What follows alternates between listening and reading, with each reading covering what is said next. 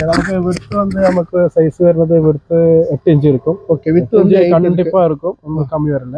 Okay 5 inch ஹைட்ல இருக்கும். Okay